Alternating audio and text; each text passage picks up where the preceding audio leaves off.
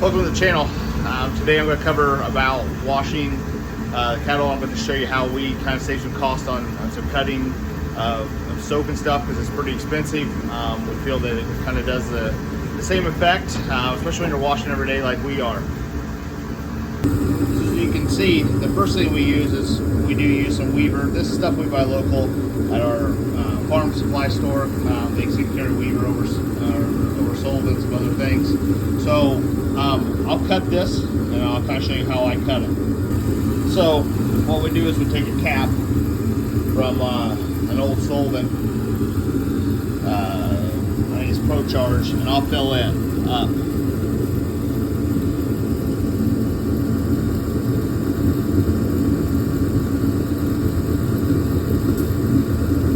A little frozen today here in Indiana.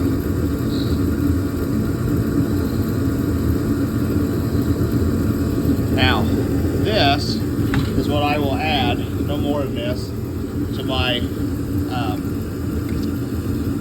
foamer, and this is what I use to mix. So I just don't guess, okay? Obviously, I'm trying to save money, so I try to get it as exact as I can. And then I'll cut that with water, and that'll solve some of the issue. Now, one thing I don't want to do is overfill it. Try not to make as many suds as I possibly can, so you notice I'm not really spraying real hard. Okay, just a little bit goes a long way.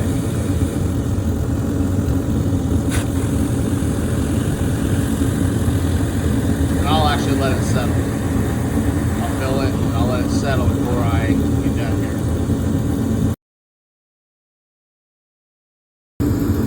Let's see, I ran just a little bit over, but not very much. I'm good. Got the foamer hooked up. Got the end hooked up, so I'm ready to foam. Now, one thing I have done is I have pre-redded my son's steer, so he's kind of wet, ready to go, and ready to foam. Now this foam should take, I should be able to do this entire cap with this. So we'll see how it goes. As you see, I got him pretty well foamed. Still have quite a bit left in my tank. Yes, I will get his head, just give me a minute. He's kind of a pain in the butt about it. As you can see, I still got quite a bit left. That's why I said I've come up to a pretty good recipe to mix that. So that stuff's pretty expensive, $30 or $40 for the jug. We try to make it last as long as we do. Now, I'll be the first to admit we wash about every other day. In the winter we wash about every 3 days, but we do rinse and stuff, so they're relatively clean anyway. Time to scrub. Now, through the years, this is the type of scrub brush that we like.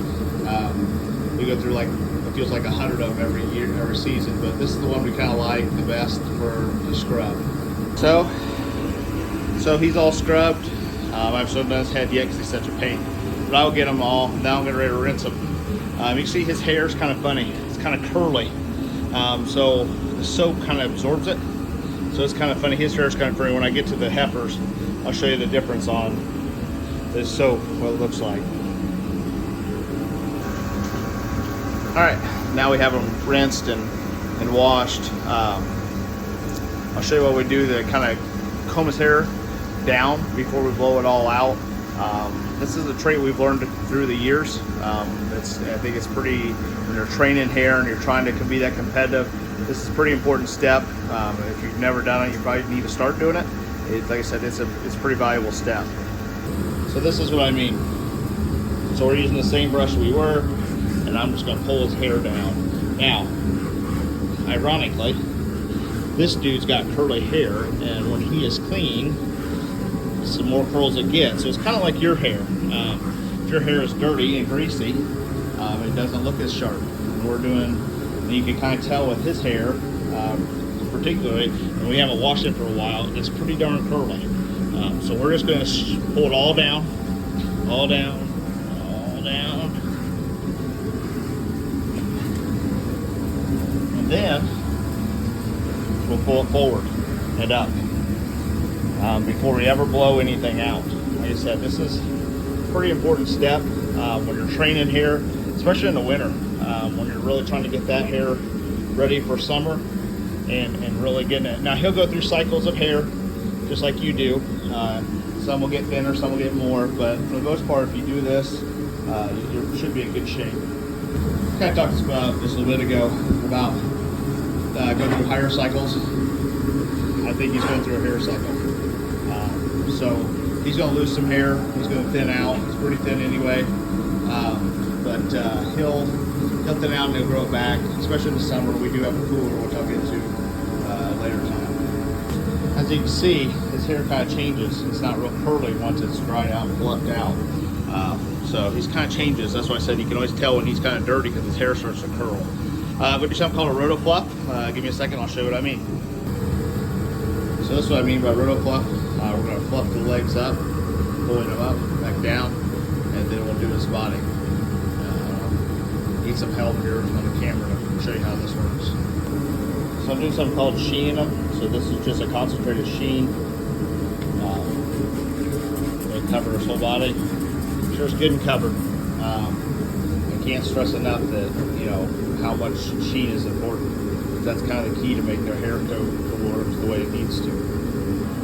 I'm going to roto fluff it in.